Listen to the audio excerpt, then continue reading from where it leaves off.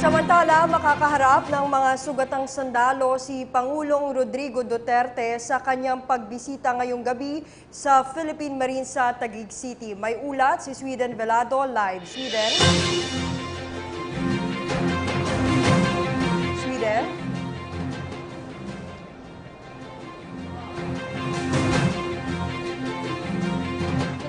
Salamat sa iyo, Ria. Tama ka dyan. Any minute from now ay inaabangan nga natin ang pagdating ni Pangulong Rodrigo Roa Duterte dito sa may Marine Barracks Rudyardo Brown sa may Bonifacio, Taguig City.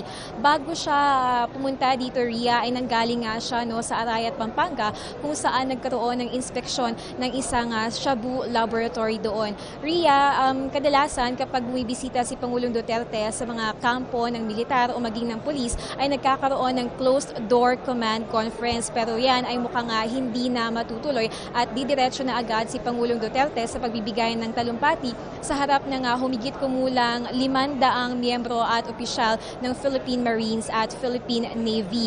At pagkatapos nga niyan, Ria, ay susundan niya ng Budal Fight for dinner kung saan ilan nga sa mga pagkain na ating nakitang inihanda kanina ay yung lechong baka, monggo, pritong bangus at yung favorite dessert ng ating Pangulo, ang maruya. At kung magkakaroon pa ng libreng oras mamaya ay inaasahang bibisitahin din ni Pangulong Duterte yung ilan sa ating mga wounded soldiers sa may Philippine Army General Hospital. Yan muna ating latest mula dito sa Taguig City para sa PTV News, Sweden Velado.